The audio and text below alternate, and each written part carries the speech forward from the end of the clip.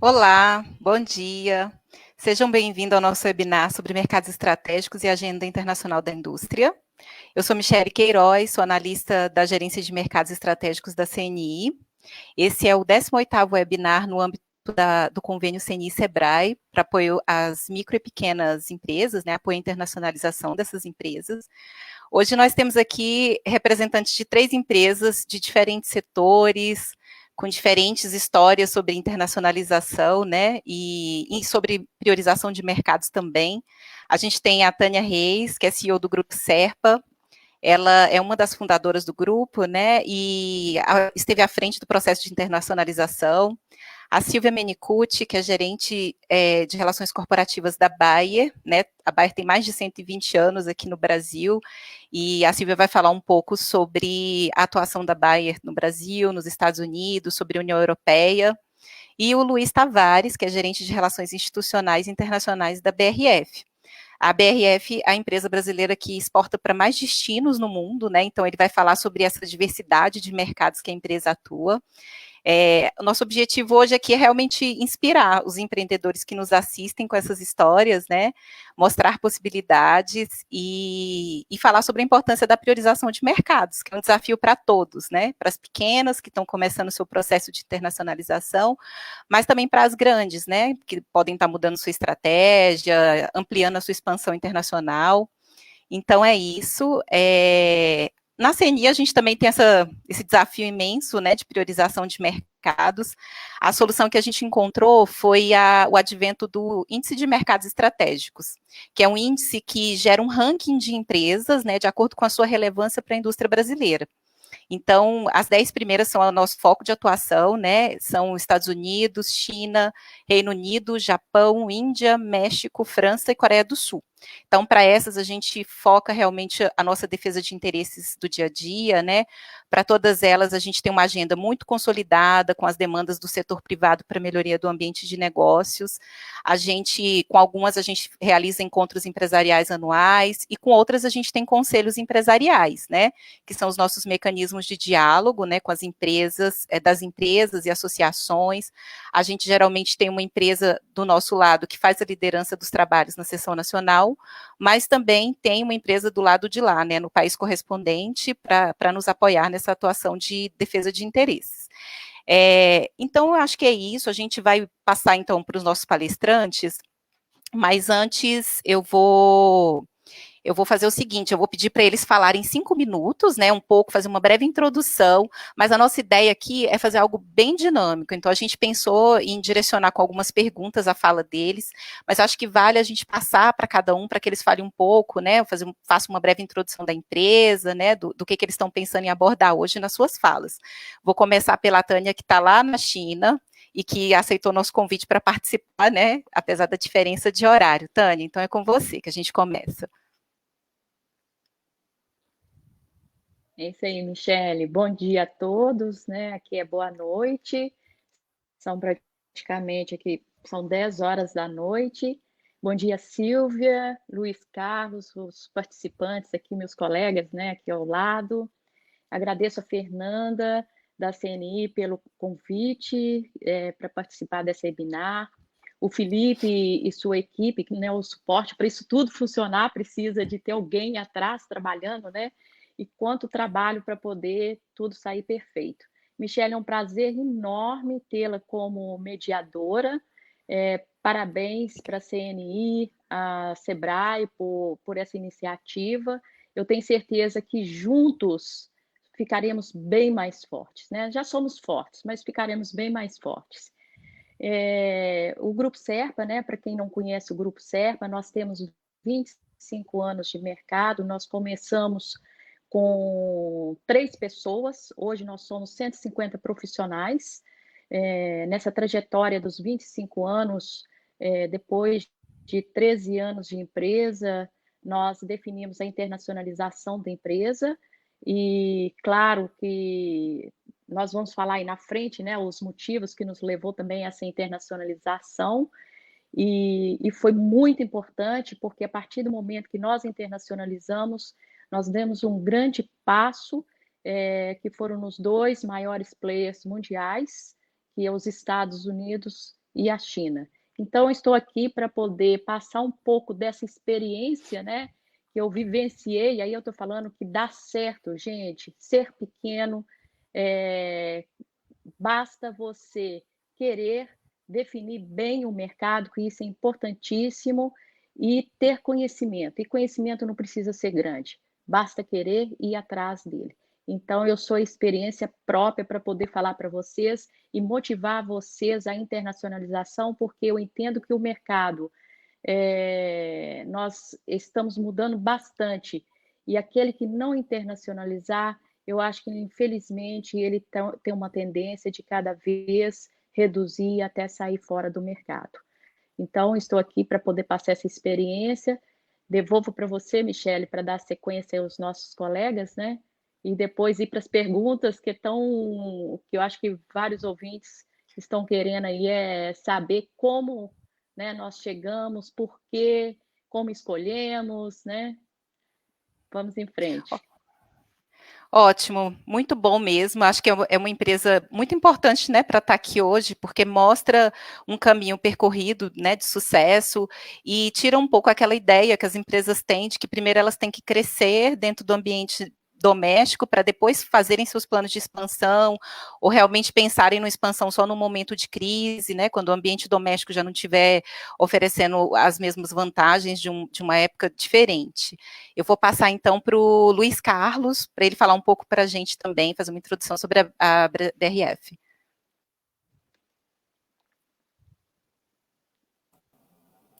Bom dia, obrigado, Michele, obrigado às colegas que estão aqui.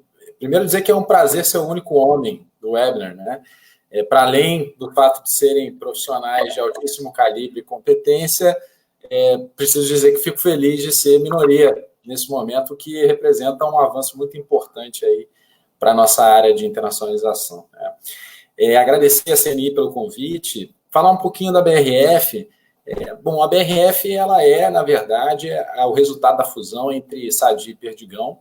A gente tem 86 anos de história e, com muito orgulho, a gente está presente em 7 a cada 10 casas do Brasil, né? Tenho certeza que você que está nos ouvindo aí, nos vendo no LinkedIn, no Facebook, se você abrir a sua geladeira ou talvez dentro do seu armário, certamente você vai achar uma caixa de nuggets da Sadia, você vai achar um pote de margarina Qualy, você vai achar uma deliciosa linguiça Perdigão, e muito nos orgulha ter essa presença aqui no mercado brasileiro. Bom, falando um pouquinho do nosso tamanho, a empresa tem mais de 90 mil funcionários em 17 países além do Brasil, então são 18 países no total, 92 nacionalidades, o que nos orgulha muito de ser internacional no nosso DNA. Somos responsáveis aí por quase 12% de todo o comércio mundial de frango, líderes também, mas a gente vai falar um pouquinho mais de internacionalização daqui a pouco. É importante ressaltar que, para além da produção de frango, da produção de porco, que também somos os 4 maiores produtores mundiais, a gente tem um portfólio de mais de 4 mil produtos, 80% deles produtos industrializados, e que a gente tem um orgulho danado de fazer parte de uma cadeia que é extremamente complexa, ampla e viva, né? Então, a gente começa lá com a aquisição de grãos de pequenos, médios, mas também de grandes, naturalmente, fornecedores, e a gente tem a capacidade de entregar um nuggets de frango recheado lá no interior do Omã. É uma cadeia altamente delicada, complexa e sofisticada, que a gente tem muito orgulho de tocar. Para nossa presença aqui no Brasil, ela de fato, muito consolidada. A gente tem presença física em 23 dos 27 países, dos 27 estados do Brasil, 34 unidades produtoras aqui.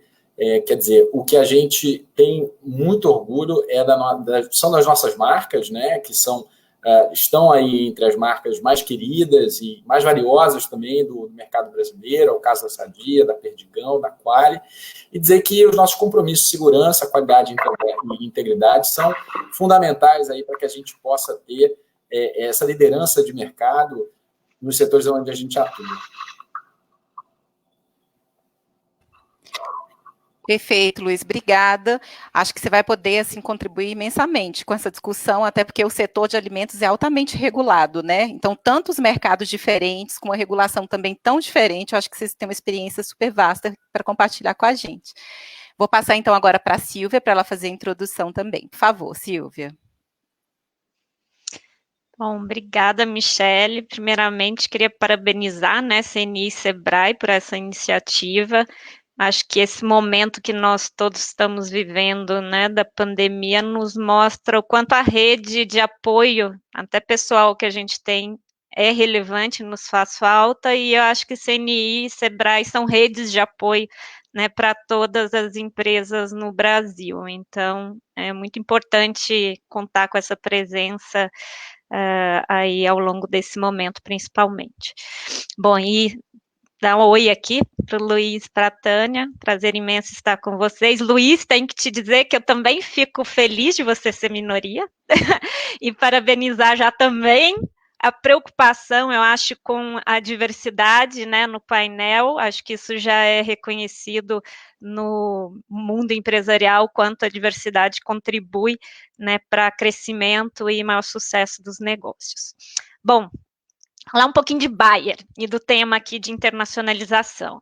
A Bayer é uma empresa com presença internacional, né? Ela está em 87 países hoje, tem cerca de 390 sites no mundo, né? Ou seja, unidades. Somos atualmente 110 mil empregados no mundo, e no Brasil a Bayer está presente com suas 3 divisões de negócio, né, que é Consumer Health, que a gente chama aí, Bepantol, acho que todo mundo já que tem criança conhece a marca, são aqueles produtos não prescritos, isentos de prescrição médica. A parte de farma, que é farmacêutico, são justamente os produtos que exigem prescrição farmacêutica, e a Bayer cada vez muito forte na área de oncológicos. E Crop Science, que é a nossa divisão mais da área agrícola, que vai incorporar Crop Protection, que são os químicos, tendo também biológicos, sementes e biotecnologia, e serviços digitais também, né, nessa olhar de futuro da agricultura digital e de precisão. Brasil é um mercado top 10 para todas essas divisões, e Crop Science, pelo tamanho da nossa agricultura, passa a assumir uma importância imensa. Hoje somos o segundo mercado para Bayer no mundo, na área de Crop Science, competindo ali com os Estados Unidos. Né? E esse olhar também de estar no Brasil e olhar para os mercados nos faz ver Brasil como um mercado relevante, como eu já disse, mas também atrela aí a questão de mercados que são aqueles principais compradores, né, do Brasil, principalmente na área agrícola, que é a China, a União Europeia atualmente. Né? Então, a história nossa no Brasil, ela, como você apontou, vai mais de 120 anos, 124 anos, estamos aqui desde 1896, é muito tempo.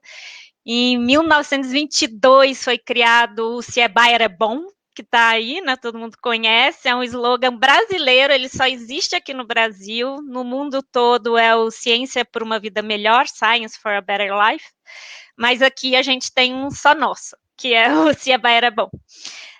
Bom, então, aqui no Brasil, a gente está presente em 12 estados, com presença física mesmo de sites, somos 6 mil empregados, cerca de, e 35 unidades aí de negócios pelo Brasil afora, muita coisa também envolvendo a área de pesquisa e desenvolvimento. Né?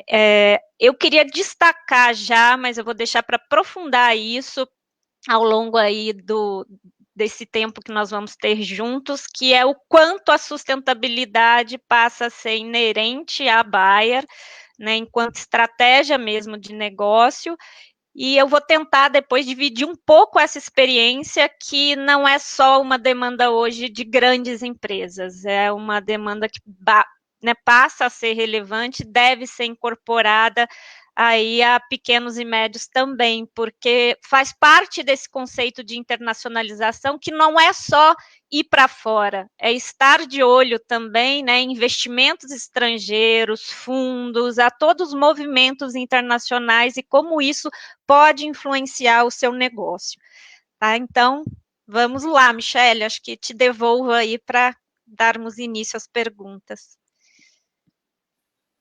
Obrigada, Silvia. É muito bom esse ponto, né, que você também comentou sobre esse conceito mais amplo, né, de internacionalização. Acho importante e muito bom também conhecer o ponto de vista de uma empresa que escolheu o Brasil como mercado estratégico, né, e uma relação tão duradoura e tão bem-sucedida. Obrigada.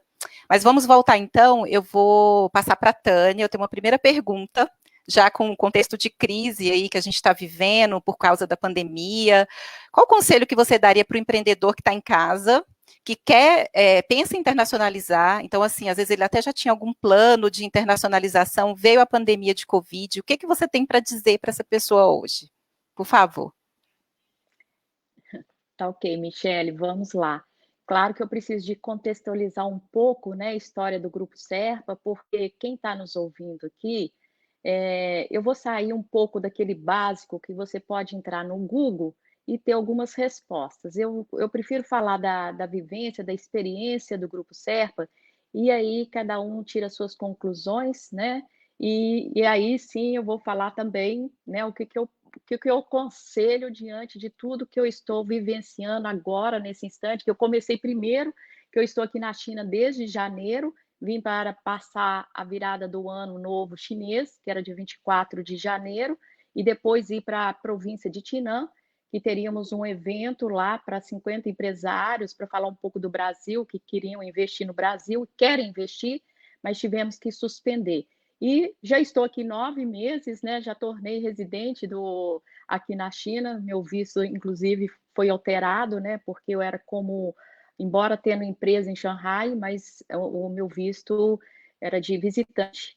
E agora eu tenho visto de residência, né? Pelo tempo que eu estou e pretendo voltar também já com a vacina no braço, né, gente? Eu estou aqui correndo para ver se essa vacina sai para a gente sair dessa situação que o mundo está vivenciando, né? O mundo está de joelho perante essa situação. Então, vamos lá. Primeiro, eu queria falar 3 motivos que nos levou a internacionalizar. Foram as chegadas das multinacionais no Brasil, e com as chegadas das multinacionais, aí eu estou falando dentro do meu negócio, que é de comércio exterior, tá? Ficou um cenário bem ruim para nós de empresa nacional. Por quê? As empresas internacionais, elas têm umas questões, porque para ela sair para fora, ela precisa de se preparar bastante. E quem está dentro, às vezes, do mercado, no local, ele acaba atropelado pelo dia a dia, pela falta de dinheiro, e falta uma gestão interna. Então, o que aconteceu? Nós pensamos, precisamos de internacionalizar. E eu contei para vocês que a empresa iniciou em 1995, em 2010, nós começamos a estudar a respeito da internacionalização. Então, eu elenquei 3 motivos, lógico que existe vários, mas 3 motivos que eu considerei importante. Foram as chegadas das multinacionais que começaram a nos perturbar. Desculpa aí a multinacional, mas e hoje eu sou, né? Então eu falei assim, olha, o negócio é o seguinte, já que eles estão aqui, eu preciso ser igual a eles. Eu não estava preocupada com o tamanho. A gente estava preocupada é o seguinte, tenho conhecimento? Nós somos soluções? Porque você não precisa ser grande para ser solução. Ser pequeno pode ser solução. Então, esse foi o primeiro motivo. O segundo motivo foi aumentar a nossa capilaridade para atingirmos outros mercados, né? Sair dessa dependência que existia. E terceiro foi ampliar os nossos serviços em negócios internacionais para fidelizar mais os nossos clientes e, consequentemente, aumentar o nosso faturamento. Então, aí nós abrimos também o nosso leque de serviços. Então, esses foram 3 motivos, né? lógico, estudamos muito qual que era a vantagem, como a gente deveria, o que a gente precisava de ser para poder internacionalizar a empresa. Então, nós percebemos que o nosso concorrente, ele tinha muitas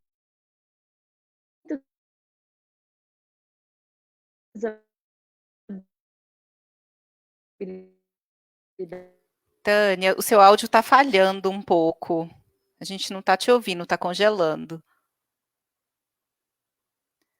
Acho que a Tânia está com problema. Ela tem a questão de acesso, né, lá pela China. Eu acho que a gente talvez a gente passe para a Silvia, desculpa, para o Luiz, né, que seria o próximo, e a gente espera a Tânia sair e entrar de novo na sala para não perder qualidade, né, da informação dela, que está tão interessante. Eu acho que a gente pode seguir assim, né? Bom, então vamos lá, né, Luiz? A gente antecipa um pouco a sua parte, depois a gente volta lá. Você já comentou, né, da presença da BRF, né, de ser a maior exportadora de frango no mundo, e falou, né, sobre a presença, a dificuldade, né, da parte de regulamentação, que a gente falou dos mercados, e vocês hoje estão aí, né, nessa quantidade de mercados diferentes, mas a gente quer conhecer o início dessa trajetória. A gente quer saber como que tudo começou. Eu queria que você contasse para a gente um pouquinho sobre essa trilha que vocês percorreram, né? Como que foi o início e realmente desse um contexto para a gente da história de internacionalização da BRF. Claro, é um prazer. Bom, eu acho que é importante esse depoimento aí da Tânia. Para mim, o tema da internacionalização é um tema muito caro, né? Para além desse meu atual posto aqui, dessa minha posição, a minha carreira foi praticamente toda dedicada à internacionalização das empresas brasileiras, com foco nas pequenas e médias. E, de fato, trazer um pouco dessa experiência da BRF, eu acho que contribui para que se tenha noção do primeiro, o fato de que a BRF é uma multinacional brasileira, é uma multinacional sediada no Brasil, com muito orgulho, né? E daqui não pretendemos sair. A gente tem uma trajetória que remonta naturalmente, pontualmente, a vários destinos, mas marcado, sobretudo, ali a partir da década de 70, com a conquista dos mercados do Oriente Médio. Lá na década de 70, junto com outras empresas, a então Perdigão, ela vai fazer o primeiro processo de exportação estruturado, dedicado e focado para um país, no caso do Oriente Médio, da região, com todos os requisitos específicos, né? Quando a gente fala de Oriente Médio, a gente sabe que há uma metodologia religiosa de produção, que é a metodologia halal, e, de fato, ali começa a grande trajetória de internacionalização, aquela internacionalização clássica que a gente conhece, da primeira etapa, que é da conquista do mercado por meio da exportação da BRF. O que é importante dizer? Nessa trajetória de 86 anos, a gente passou por diversas fases, né? Mais recentemente, ali, da fusão até o ano de 2018, a BRF trabalhou num processo de internacionalização extremamente agressivo, basicamente focado no inorgânico, ou seja, a gente adquiriu plantas e empresas praticamente no mundo inteiro, na Ásia, na Europa, aqui na América do Sul também, e, portanto, a gente passou a ter também uma presença local extremamente importante. Historicamente, o mercado halal, o mercado do Oriente Médio, é o nosso mercado principal do ponto de vista de exportação. A gente tem quase 6 mil funcionários ali na região do Oriente Médio e a África Árabe. Temos mais de 1 milhão de toneladas que são distribuídas de produtos localmente e uma história de muito sucesso. Eu quero trazer o case para vocês da marca Sadia. Quando você fala Sadia, você lembra de algo, enfim, saudável, enfim, mas quando você traduz isso para o árabe, fica muito próximo da pronúncia de Arábia Saudita, né? Então, se você vai hoje na Arábia Saudita e diz, olha, você vai no mercado, você vai encontrar Sadia, certeza absoluta, mas você vai e pergunta, olha, um local, vem cá, é bacana, né? Esse frango aqui tem qualidade, é um frango brasileiro. Ele vai dizer assim, não, isso não é um frango brasileiro, isso é frango Sadia. Mas, ok, Sadia é um frango brasileiro. Não é um frango brasileiro. Quer dizer, há uma geração de pessoas que cresceu se alimentando de sadia e que simplesmente não desconhecem, muitas vezes, que o nosso mercado, que a nossa produção é uma produção brasileira, made in Brasil com muito orgulho. Né? Eu acho que o que é importante dizer, do ponto de vista da trajetória de internacionalização, ela passa, naturalmente, para, como mencionei, algumas etapas importantes. Né? Depois desse período de forte crescimento internacional, a BRF adotou uma estratégia de desinvestimento. A partir de 2018, a gente se desfez de uma série de operações locais que a gente tinha fora do país para focar na plataforma de exportação Brasil, mas também com operações fora. Pela plataforma de exportações do Brasil, a gente atinge mais de 130 países no mundo. E isso, naturalmente, tem uma complexidade muito grande. E eu não estou falando só de frango, né? A gente está falando de quase 4 mil produtos aí no nosso portfólio, uma parte substantiva aí de produtos industrializados. O fato é que é um setor ultra-regulado do ponto de vista nacional, mas também internacionalmente. E a gente precisa ter um diálogo constante e fluente com as autoridades aqui do Brasil, as autoridades a nível internacional, como a Organização Mundial da Saúde, a Organização Mundial do Bem-Estar Animal, e também, naturalmente, com os governos locais. E a gente faz isso tanto com as equipes aqui do Brasil, como as equipes que estão distribuídas aí em 17 países, onde a gente tem centros de distribuição, escritórios comerciais e também plantas. Né? Atualmente, fora do Brasil, além das exportações, ou seja, dessa internacionalização primária e atingimos mais de 130 países, a gente também tem produção local. Na Turquia, temos 3 plantas, quase 4 mil funcionários, da onde a gente exporta também para uma série de destinos. A gente tem uma produção de industrializados nos Emirados Árabes, em Kizad, mais especificamente, entre Abu Dhabi e Dubai, da onde a gente exporta também para mais de uma dúzia de países localmente. É uma planta de processados, extremamente moderna, topo de linha, eu diria.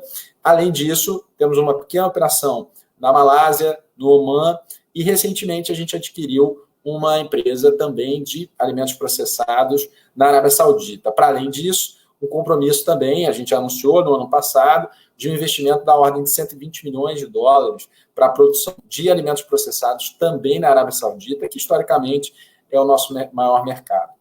Falando um pouquinho do cenário atual das nossas exportações, dos nossos mercados prioritários, como eu disse, do ponto de vista histórico, o Oriente Médio como mercado-região, ele é o nosso principal destino. No entanto, nos últimos anos, sobretudo a partir aí da eclosão da peste suína africana, historicamente, a China é o maior produtor de suínos e teve praticamente metade do seu rebanho aí dizimado em função da peste suína africana. Isso, naturalmente, gerou aí um deslocamento muito grande na curva global de demanda de proteína e acabou fazendo com que a China se posicionasse hoje, atualmente, como o principal mercado da BRF para exportação.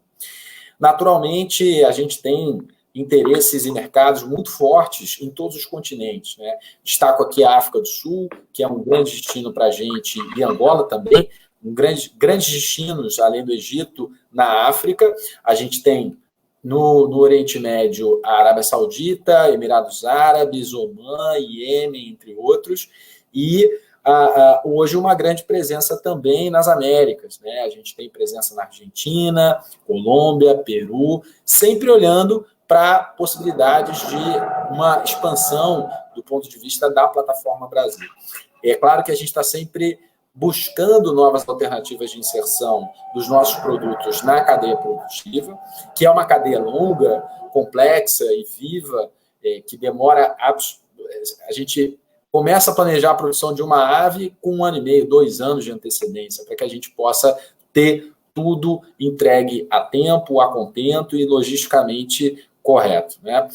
Bom, de maneira geral, a estratégia de internacionalização hoje da BRF é focada na plataforma Brasil, com pontos específicos de produção fora e em uma presença global. Ou seja, não é só o fato da gente ser o responsável aí por mais de 12% do comércio mundial de aves, mas também a presença de produtos processados, a nossa produção de suínos e exportação de suínos também muito relevante e que passa por uma cadeia de pequenas e médias empresas também que nos ajudam e trabalham com a gente para esse processo de esforço de expansão internacional do Brasil. Ótimo, Luiz, obrigada, muito interessante a história. Eu fico pensando também o time que vocês têm para defesa de interesses nesses países, né, com essa regulação toda e com diferenças culturais, enfim, acho que tem um trabalho também muito grande mesmo, né, para defender os interesses nesses países, né, para abertura de mercados para esses futuros países também que vocês pensam, né, planejam a expansão. E falando aí da cadeia, né, que você mencionou que muito longa, muito complexa, eu queria que você falasse onde que entram as pequenas e médias dentro, né, da cadeia, e se vocês têm feito alguma coisa nesse momento tão complicado, né, de crise, para apoiá-las, né, porque certamente também foram muito afetadas pela pandemia. Então, se você pudesse falar um pouco mais sobre esse trabalho que é feito, né, enfim, a gente agradeceria. Claro. Falando um pouquinho da defesa de interesses, antes de entrar aí nesse papel tão relevante que as pequenas e médias empresas têm para a nossa cadeia. Primeiro é o fato de que os nossos interesses, do ponto de vista da BRF, eles podem naturalmente estar em qualquer lugar. Como um setor ultra-regulado do ponto de vista global, é necessário que a gente tenha um time dedicado não só aqui no Brasil, e a gente tem uma operação da área de relações institucionais extremamente robustas, possivelmente uma das maiores do país, e para além disso, a gente também tem representantes aí em 6 países que tomam conta desse nosso relacionamento direto com os diversos governos. A gente tem questões regulatórias, questões legislativas e, naturalmente, logísticas que nos afetam grandemente. Então, a busca por essa defesa de interesses ela é feita não só do ponto de vista direto, ou seja, do engajamento da BRF com stakeholders estratégicos para que a gente possa garantir os interesses do setor, mas da empresa também, mas, sobretudo, por meio das nossas associações e da nossa participação também, por exemplo, naqueles mecanismos que são oferecidos e estruturados aí, sobretudo com a liderança da CNI. Acho que é importante dizer que a gente tem instituições e mecanismos como o Conselho Empresarial Brasil-Japão, o Conselho Empresarial dos BRICS, o Conselho Empresarial Brasil-México, dos quais somos participantes ativos e a gente entende que é mais um mecanismo de reforço da defesa de interesses do Brasil, do setor agroindustrial, que é o nosso caso,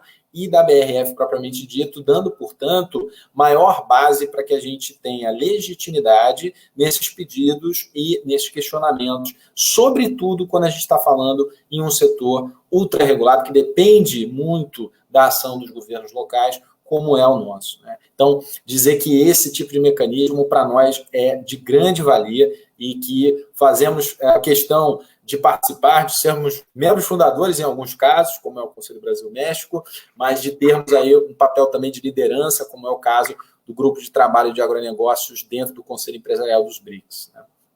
Bom, Michele, obrigado pela tua pergunta em relação às pequenas e médias empresas, porque, como eu disse, né, do ponto de vista pessoal e profissional, é algo muito caro, a minha trajetória, mas também dizer que, do ponto de vista da BRF, é absolutamente fundamental essa colaboração e esse relacionamento direto aí com as pequenas e médias empresas. Como eu disse, nós compramos 12%, um pouco mais de 10% de todo o milho do Brasil. E a gente entrega lá na ponta, né, um produto de alto valor agregado em lugares remotos. Isso passa por uma cadeia muito grande e complexa, desde os pequenos e médios produtores rurais de grãos, passando por aqueles nossos 10.500 integrados no país inteiro. Quer dizer, esse é das grandes estratégias do ponto de vista da nossa competitividade internacional, é termos integrados, trabalhando conosco para a produção dos nossos frangos, dos nossos perus, dos nossos porcos, dos nossos suínos também. E quando a gente está falando de fornecimento, a gente está falando de fornecimento de material para embalagens, a gente está falando de serviços, a gente está falando de uma cadeia que comporta aí seguramente mais de 4.000 empresas de pequeno e médio porte. Então, quando eu tenho aquele produto, aquele nugget entregue lá no interior do Omã, como eu mencionei, ou no interior da África do Sul, a gente tem também a participação direta das pequenas e médias empresas. A gente está falando hoje, como estratégia de internacionalização, uma grande empresa que funciona de maneira a ser uma âncora e, sem dúvida nenhuma, vem trabalhando aí para expandir essas parcerias. Mencionar muito rapidamente o fato de que nós, em um período muito curto de reestruturação da nossa área de inovação, nos tornamos aí uma das 20 maiores empresas que colaboram com startups.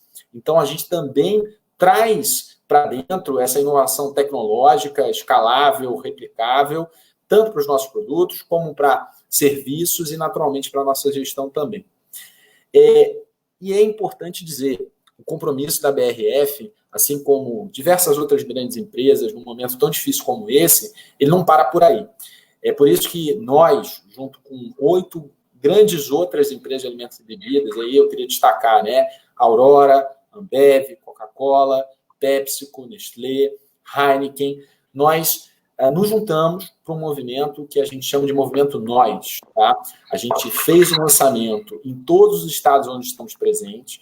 É um trabalho ou uma iniciativa criada por essas empresas que tem o objetivo de ajudar diretamente o pequeno comércio a passar por esse momento tão difícil, né? E garantir essa reabertura na hora adequada e da forma adequada. A gente está falando aí de 300 mil pontos de venda que estão sendo apoiados por esse movimento, quase 1 milhão de trabalhadores aí diretamente envolvidos nesses pontos de venda e quase 3 milhões de brasileiros envolvidos nessa cadeia como um todo. E a ideia é que a gente possa não só fornecer material, equipamento de proteção individual para esses pontos de venda, mas também trabalhar aí para que haja protocolos seguros e que as pessoas possam voltar a frequentar o seu restaurante preferido, o seu bar preferido, a sua mercearia ali do bairro, com segurança e tendo certeza de que não só os produtos de altíssimo valor e de altíssima qualidade vão estar disponíveis, mas também vão estar disponíveis de maneira segura e da maneira com que o nosso consumidor merece e precisa. É isso aí, muito bom. É sempre bom também a gente conhecer um pouco mais dessas iniciativas, né, que as empresas têm tido. Então, eu queria dar os parabéns para a BRF. Inclusive, depois, se você tiver um material que a gente possa compartilhar com os nossos participantes, a gente vai mandar um e-mail posterior com o material e a gente pode mandar o link para eles conhecerem mais sobre a iniciativa, mas de antemão, né, a gente deixa aqui os parabéns e o reconhecimento pela iniciativa, que é muito boa. Agora acho que a gente volta para a Tânia, né? A gente volta para a Tânia agora, que acho que agora está funcionando bem a internet aí, né? Acho que a gente pode voltar, né, Tânia? É que eu dependo do VPN para poder estar falando com Sim. vocês, que a rede aqui é totalmente independente, né? Então pode cair novamente, vocês me desculpam, mas também vou deixar depois o contato, tá, Michele? Você deixa para quem quiser fazer o contato e a gente também pode estar trocando as informações. Mas aí, só para dar sequência, né, na sua pergunta, né, mas eu relatando aqui um pouco da nossa história, da nossa experiência com o Grupo Serpa, aí as multinacionais, o que nós pensamos? Já que elas estão aqui, né, quando eu falo aqui, eu estou em Brasil, né, agora estou na China, mas aqui no Brasil. Já que elas estão aqui, por que nós não podemos estar lá também, né? Elas estavam nos incomodando, eu falei assim, eu não quero incomodar, eu quero ganhar mercado. Então, eu falei, o que eu preciso fazer para isso? E aí eu entendi, né, lógico, aí a gente busca consultores para isso, que é muito importante, que quem quer internacionalizar precisa se organizar internamente, uma gestão operacional, uma gestão financeira, conhecer o mercado para onde você quer ir, né, e conhecer a cultura. Eu falo que para você poder internacionalizar as diversidades culturais, né? É importantíssimo você conhecer qual país você está indo e como funciona. E, além disso, a empatia, né? Porque eu entendo que a empatia é fundamental para você entrar no mercado. Então, essas foram as premissas, né, para iniciarmos o projeto de internacionalização. Eu queria fazer um comentário também, né, antes de falar, né, do cenário aqui da pandemia, né? Parabéns, Luiz, aí pela, né, o que você colocou. Algumas coisas eu consegui ouvir mesmo sem estar com a imagem, né? O comércio exterior, gente, eu estou até escrevendo um artigo e fazendo um livro do Grupo Serpa, porque o Grupo Serpa fez 25 anos, então merece um livro, né, contando a sua história do comércio exterior. E o comércio exterior, nessas pesquisas, eu estava lendo, que foi um trabalho super bacana do MIDIC, os 200 anos do comércio exterior, né, predominantemente exportador, commodities. E 200 anos se passaram e a gente continua exportando commodities. E aí? Ótimo, nós precisamos, né? Porque representa bem o nosso Brasil. Mas nós queremos um Brasil, eu quero um Brasil diferente. Então, eu acho que nós precisamos de pensar num Brasil com valor agregado. Aí eu vou falar para os pequenos e médios, tá? Porque os grandes geralmente são independentes, têm acessos, né, a várias situações e informações. Então, eu queria dar só um exemplo para vocês. E esses 9 meses que eu estou aqui na China direto, eu tenho vivenciado várias experiências, né? Está sendo uma imersão de cultura e de conhecimento. Eu estava no maior Starbucks do mundo, que fica aqui em Xangai, né? E fui tomar um café. E, curiosamente, eu comecei a rodar procurando um café do Brasil. Por que não ter um café do Brasil, né, para a gente tomar? E aí encontrei um café, eu pedi um drink, né, um café, que é na forma de um drink, e ele veio um café da Guatemala. Não desmerecendo a Guatemala, mas eu estou querendo mostrar para vocês, quando quer, você faz. Eles agregaram valor no produto. O grão, ele fica dentro de um barril de uísque. Não tem um uísque, ele fica no barril por algum tempo, né? Não sei qual o tempo, mas ele fica ali. E quando eles vão processar e fazer o drink, né, o café, você toma, você sente no fundo um sabor de uísque. Gente, que valor agregado que tem aqui. Eu falo até na dose para pagar, né? E quanto o glamour ali para você tomar aquele café. Então, eu estou trazendo esse exemplo para vocês, porque nós precisamos de fazer um Brasil diferente. Está na hora. O commodities está indo bem, o Brasil é muito rico, é gigante, todo mundo está de olho nele. E aí? Como que nós vamos fazer isso, né? Eu quero dar um outro exemplo, que eu gosto dos exemplos, gente. Eu acho que a gente fica muito motivado com os exemplos. Eu vou mostrar aqui para vocês uma cartela. Olha, uma cartela. É um restaurante que eu fui e ele tem 18 cores. E em 18 cores, cada prato, ele representa uma cor e cada cor tem um poema. E na hora que você está jantando, ele tem um prato maravilhoso, cheio de LEDs, projetando o local do poema.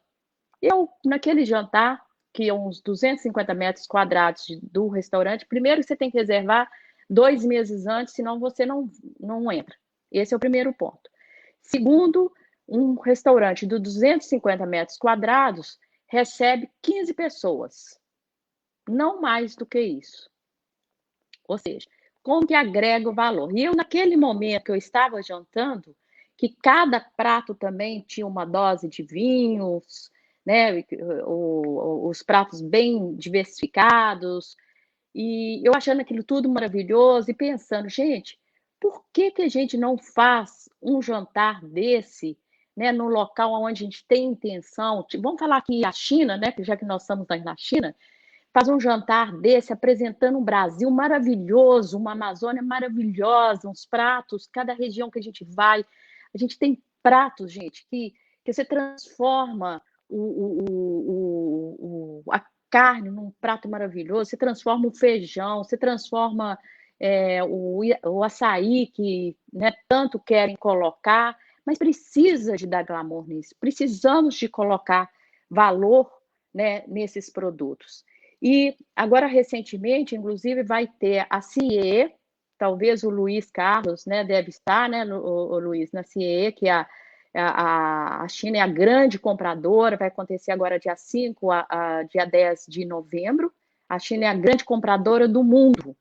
Então, está na hora do Brasil antenar e falar, né? Eu sei que a Apex vai estar, mas eu falo trazendo um Brasil diferente. Nós precisamos de fazer, volto a falar, um Brasil diferente. Algumas empresas nos procuraram para poder apresentar os produtos. Não que a gente não queira apresentar, não é isso. Nós definimos que a gente quer fazer algo diferente. Então, o que nós fizemos? Nós fechamos um contrato, inclusive com um artista do Brasil, em arte, móveis com arte contemporânea. Gente, e eu fiquei impressionada de ver essa arte. Eu já rodei aqui na China, nesses hotéis famosos da Bulgari. Olha, eu não vi uma peça como essa do Brasil. Quem fechou esse contrato conosco foi uma empresária de Londres, que já está apresentando essas peças, esses móveis maravilhosos, que depois posso também mostrar para vocês. Ela está apresentando também em Nova York. Então, esse é o Brasil, esse é o recado que eu quero deixar para os pequenos e médios empresários que queiram internacionalizar. Vamos internacionalizar diferente. Quanto ao cenário, Michele, claro que nós nunca vivenciamos uma situação dessa. Mas eu, como empresária, 25 anos numa empresa, né, como presidente de uma empresa, que eu tenho observado? Gente, se eu for pensar em cenário, eu nem abriria empresa, porque eu já abri empresa em 95, exatamente na época que o mercado no Brasil estava abrindo, né, que foi em 90. Logo veio uma crise em 98, depois crise em 2013, a gente só fala em crise, crise, crise. Eu pus na minha cabeça, eu não quero saber mais de crise. Eu vou trabalhar e vou fazer diferente. Então, nós temos um mercado enorme e gostaria de deixar também aqui para vocês, né, todos que estão aqui nos ouvindo, que é o seguinte, tem um fórum o Fórum Econômico Mundial. Ele fez um estudo, para quem ainda não tem ciência, se quiser ler, é só ir nessa, né, deve estar nós lemos numa revista. Esse Fórum Econômico Mundial, ele, na pesquisa que ele fez, até 2050, 5 países vão estar no topo. O Grupo Serpa já está em 3. Só faltam 2. Olha, vai ser a China, que eu acho que não é novidade para ninguém, a Índia, os Estados Unidos, a Indonésia e o Brasil. Então, gente, entendo do cenário, é triste ficar dentro de casa, quarentena, 6 meses, seja lá quanto tempo for. Estamos aqui falando, olha, aqui é noite, aí é dia, e nós não estamos deixando de levar para vocês as informações. Então, não vamos nos abalar com os cenários, vamos fazer acontecer. Então, esse é o recado que eu deixo aí para vocês.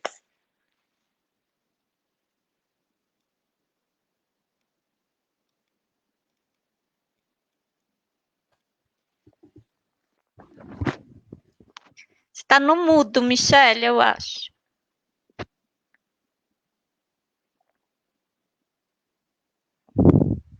Consegue me ouvir agora? Sim. Sim? Não, é só um comentário. Eu acho que, então, o resumo da tua fala é que as empresas elas têm que estudar o mercado e elas têm que inovar. Elas têm que fazer diferente para, enfim, independente de cenários, essas são as premissas para elas se internacionalizarem, não é isso? Michele, isso daí. Eu vou então fazer. Que tem nos ajudado na crise, porque a nossa empresa no Brasil ela teve uma queda de quase 60% de faturamento. E a despesa, ela não tem a queda igual a queda do faturamento.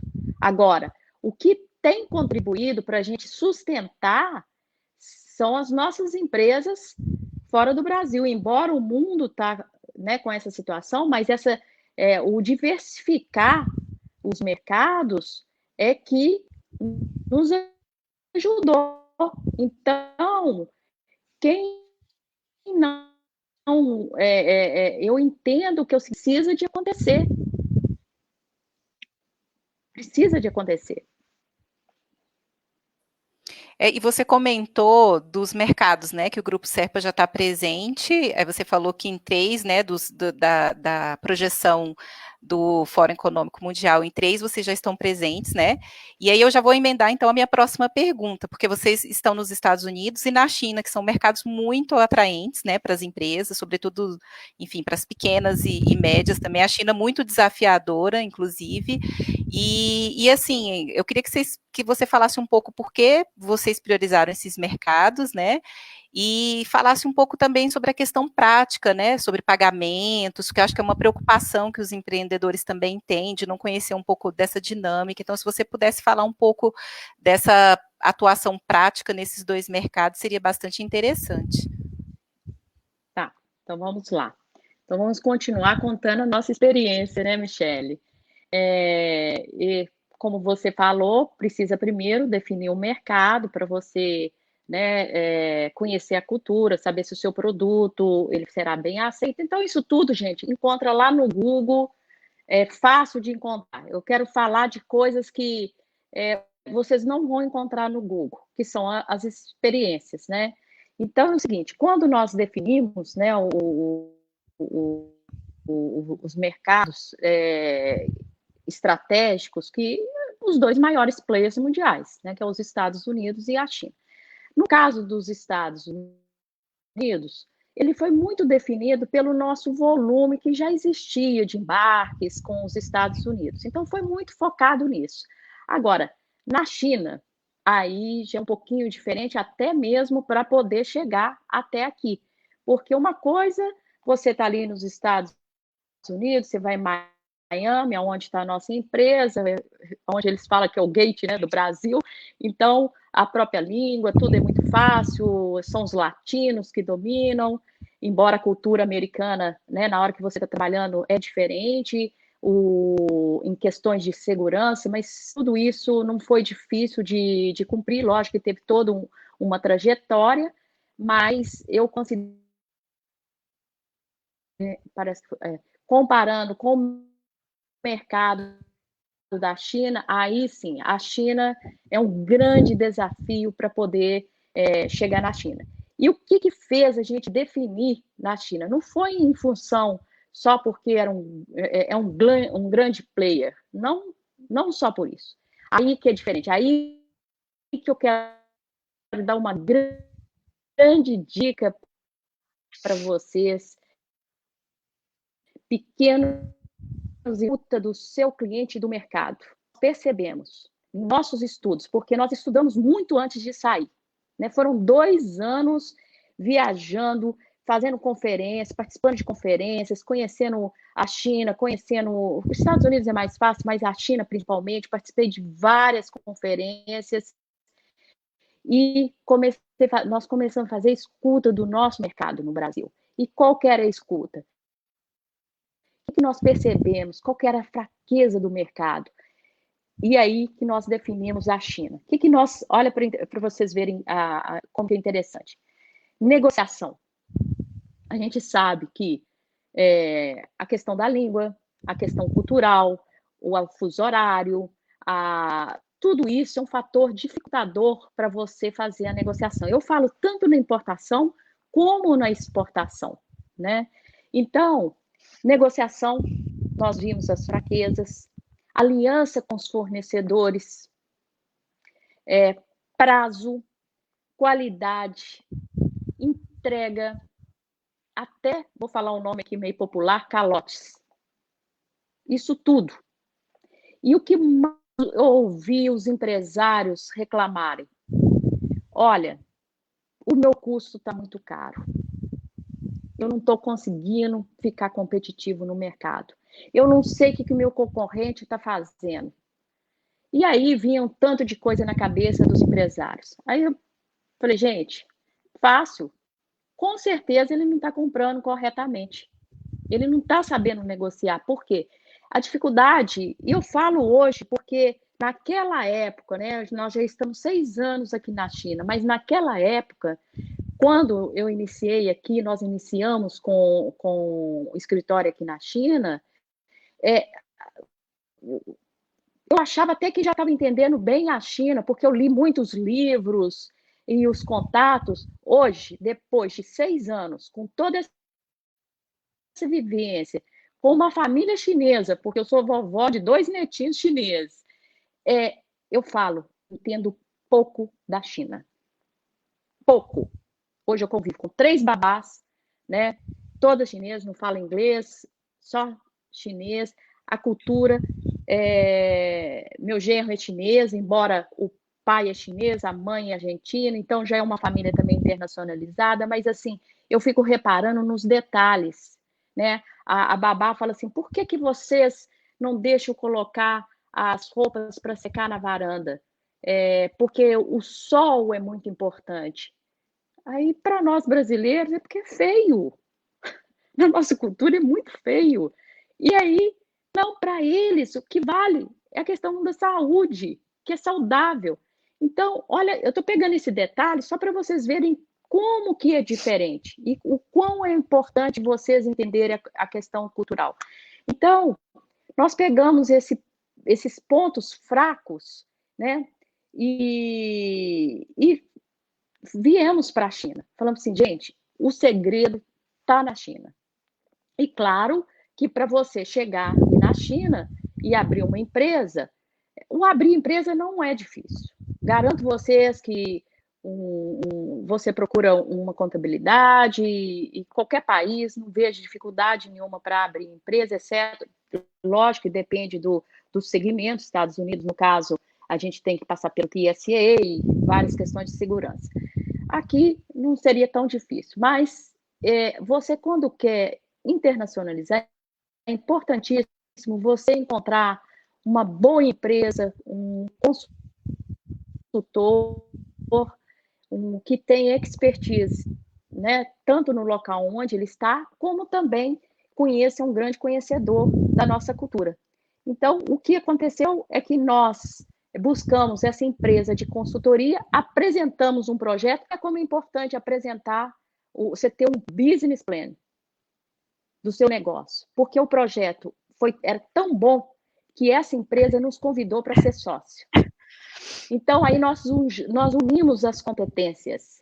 E no momento que nós unimos essas competências, nós pegamos as nossas fraquezas no nosso mercado e relatamos, ele viu, né, quais eram as fraquezas, e nós começamos a trabalhar em cima delas. Então, aí nós começamos a nossa empresa aqui na China, ela principalmente, quando você fala de segurança, Michele, a parte da idoneidade. Inclusive, demos uma entrevista para a Globo News nessa época da pandemia, porque tinha várias situações que mandaram dinheiro e não recebia mercadoria, ou mercadoria errada, que, né, saiu aí na televisão, viram, e nós demos uma entrevista na época a respeito da idoneidade, o quanto é importante você, para fazer o negócio, você conhecer o seu fornecedor. Por quê? A idoneidade, quando nós fazemos a idoneidade, a gente procura, vai dentro de um órgão oficial, e ali a gente verifica capital social, se ele é integralizado, se essa empresa, se aquele tamanho é aquilo que ele fala no folder, porque no folder é muito fácil de colocar, se ele é certificado, se ele tem capacidade de entrega.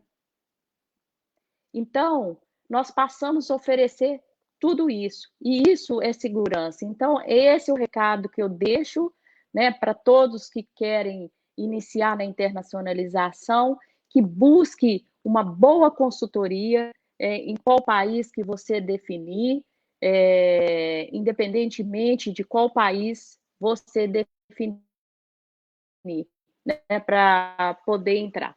Então, essa a minha resposta, né, que a questão de segurança é saber com quem você trabalha. Isso é importantíssimo, tanto na importação como na exportação, né? Porque se o comprador ele está aqui, você precisa saber também se ele tem capacidade de te pagar.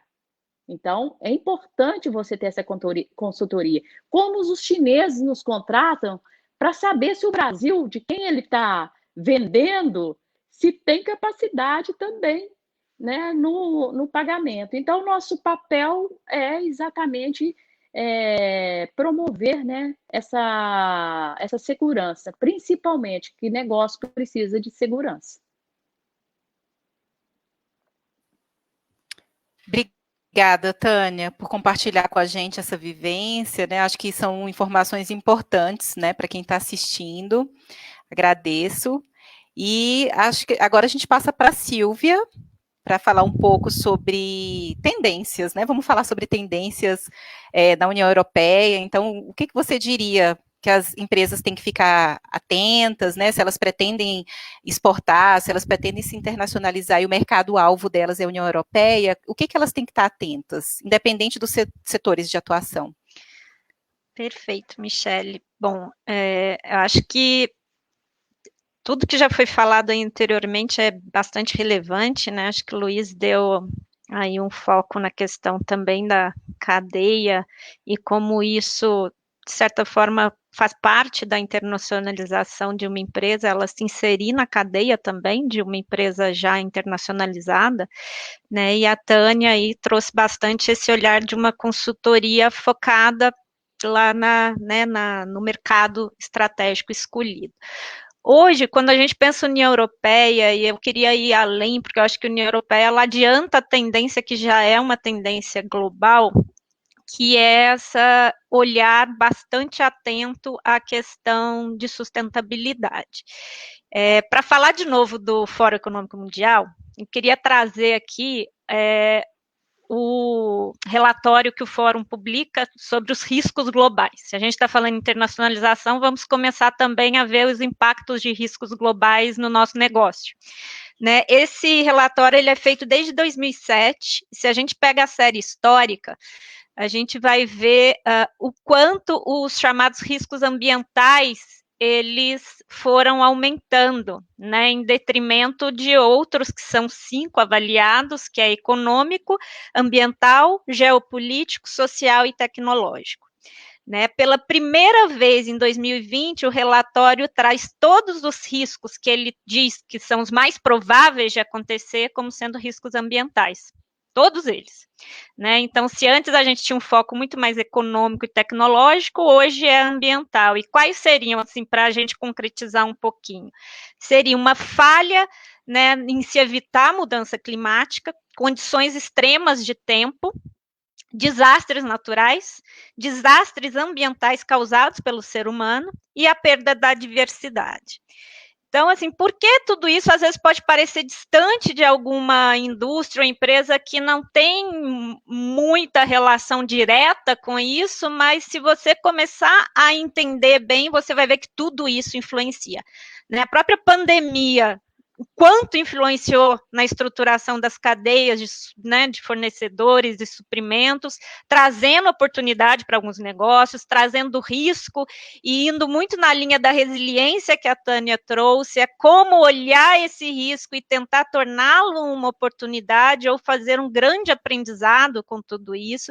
Acho que todos vivenciamos isso, né? O papel da digitalização no mundo dos negócios e como precisamos, né, enfim, fomentar e dar uma velocidade maior a isso. Então, eu queria destacar um pouco essa questão que é o papel da sustentabilidade hoje. E, atrelado a isso, a gente vê um movimento também do mercado financeiro. Afinal, se a gente quer internacionalizar qualquer negócio, vai precisar de recurso. Você vai precisar aí, né, buscar dinheiro, vamos falar assim, para te dar suporte a isso. E o mercado financeiro vai estar de olho também. Não é à toa que surgiram umas 3 letrinhas que cada vez mais elas se tornam conhecidas de qualquer negócio, que é ESG, Environmental, Social e Governance, que é a questão ambiental, a questão social e a questão da governança. Né? Ou seja, a questão ambiental, ela vai estar ali atrelada a como que aquela empresa, ela, de certa forma, está desempenhando e como ela impacta no ambiente natural ali, no meio ambiente no qual ela atua, né? Isso vai incluir políticas e a capacidade dessa empresa para mitigar risco ambiental, o que ela faz em termos de gestão de resíduo, controle de poluição, emissão de gases CO2, gestão de recursos hídricos, logística reversa, enfim, tudo que possa dizer respeito ao impacto dela no meio ambiente. O social vai analisar como que a empresa ela gerencia relacionamentos com diferentes públicos nas geografias em que ela atua, né? Ou seja, seus trabalhadores diretos, colaboradores, cliente, comunidade, enfim, diferentes visões e práticas sobre diversidade, direitos humanos, defesa do consumidor, toda a parte de pessoas no qual ela está atuando. E a governança um pouco mais aí atrelada, né, vindo aí muito da questão de números, mas se tornando algo maior, que é a liderança da empresa, a questão do compliance da empresa, a ética da empresa, e tudo isso agora tomando um corpo muito maior. Como que isso também diz respeito à sustentabilidade, como que eu traço metas que têm a ver com sustentabilidade, até para remunerar, enfim, os líderes e atrair talentos, né? A sociedade, jovens também estão influenciados por tudo isso. Você tem que ter talento na sua empresa também, né? Os seus recursos humanos, vamos chamar assim. Então, eu queria trazer um pouco a relevância disso e de estar atento e, naquele plano de negócio que a Tânia falou, incorporem essa visão de sustentabilidade, principalmente se a gente estiver falando hoje União Europeia, mas China, a gente tem uma visão um pouco deturpada de achar que a China não se importa muito com sustentabilidade, cada vez mais está crescendo essa relevância no mercado chinês. Então, isso deve ser algo inerente daqui em diante à empresa. Para dar um exemplo um pouco da Bayer, para a gente trazer exemplo concreto aqui para vocês, o que é a estratégia de sustentabilidade da Bayer, né? A gente tem aí um grande slogan que é saúde para todos, fome para ninguém. E ele está bastante atrelado numa racional dos chamados metas de desenvolvimento sustentáveis das Nações Unidas, né? São metas que foram estipuladas em 2015 e elas devem ser alcançadas até 2030. Por isso que a gente escuta muito Agenda 2030, né, no mercado aí de negócios, quando se atrela a sustentabilidade. Então, a gente tem ali as estratégias da Bayer, com foco em pessoas e foco na questão ambiental. Pessoas, na área que eu apresentei para vocês, Crop Science, impactar e empoderar 100 milhões de pequenos agricultores até 2030, né? Aí a gente pode identificar que os mercados onde a gente consegue fazer isso mais é África, Índia e América Latina, Brasil está entre eles. Na área de consumer health, aumentar o acesso ao autocuidado, né, consciente a 100 milhões de pessoas com foco em comunidades carentes, e em farma, prover a 100 milhões de mulheres acesso à contracepção moderna, que é para evitar morte materna, enfim, gravidez indesejada e todos os impactos que isso acaba gerando na mulher, de tirá-la do acesso ao mercado e tudo mais. Com olhar em meio ambiente, né? Como grupo Bayer como um todo, todas as divisões, é se tornar carbono neutro, então é atingir a neutralidade de carbono em todas as nossas operações e reduzir o impacto aí e a questão do carbono em toda a nossa cadeia, né? E aí a nossa cadeia envolve, como o próprio Luiz já falou, vem tudo desde né, enfim, embalagem, energia e também multiplicadores de semente, etc. Além disso, na área de crop science, a redução de 30% de emissões produzidas pela agricultura. E isso é interessante que esse nosso compromisso, ele gera uma inovação, que é tornar o Carbon as a Business. Então, naquela linha de agregar valor à agricultura, à commodity, o produtor agora, se a gente conseguir, através de inovação, fazer isso, ele vai ter mais um negócio, que é o carbono. Se ele conseguir, a gente conseguir mensurar todo esse carbono, ele vai poder vender carbono. Né? É um valor agregado que só é conseguido através de uma agricultura sustentável. E aí, o outro ponto também nosso é reduzir 30% o impacto ambiental da nossa área de crop protection, que são os pesticidas. Né? Então, tem uma redução disso. E consumer health é cada vez mais que o nosso negócio e essa área esteja ali numa racional de economia circular. Reutilize, reuse, recicle, né? Então, esses são a grande estratégia, tudo isso tem mensuração, tem como ser mensurado, e mais ainda, a gente passa a ter uma conexão com os objetivos de desenvolvimento sustentáveis, e os próprios colaboradores Bayer terão metas para a serem alcançadas a respeito disso. Então, é todo um negócio, é um pensar que você traz a sustentabilidade para todo o seu negócio e como pensar esse negócio. Né? Para as empresas que já têm conselho de administração ou que já estão formando um conselho consultivo, é interessante trazer alguém para dentro disso com esse olhar para questionar.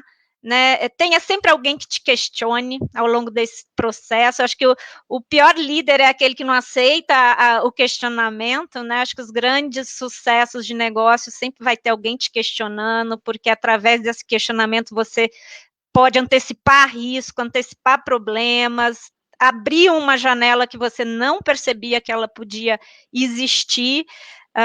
E isso cada vez mais é importante. União Europeia, a gente tem aí, né, o tão esperado acordo Mercosul-União Europeia.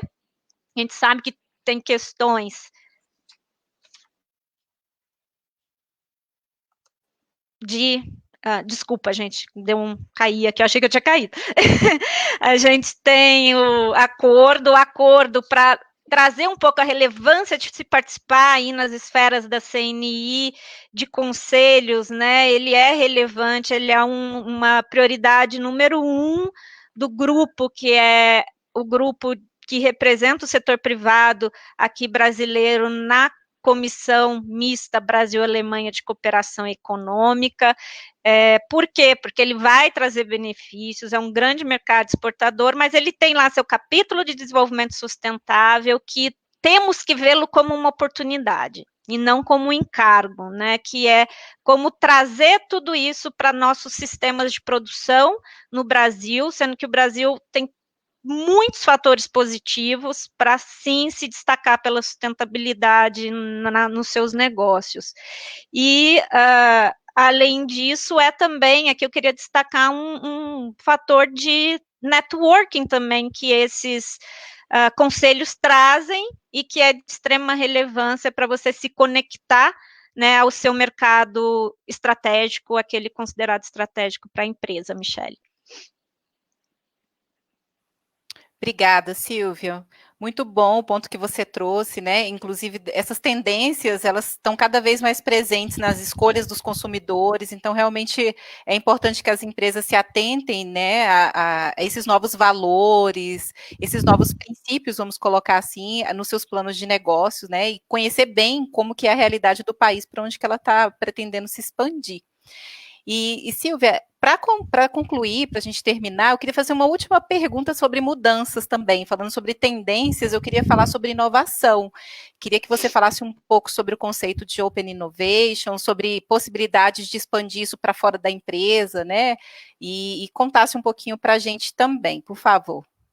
Ótimo, Michele. Acho que inovação também, acho que antes de ir um pouco para essa questão de tendências, eu queria deixar que é um alerta que já não é tendência, mas que é importante que toda empresa que se lança no processo de internacionalização tenha atenção, que é a proteção dos seus direitos de propriedade intelectual, seus bens intangíveis, né? Ou seja, mesmo que ela não tenha uma inovação como uma patente ou desenho industrial, ela tem a marca.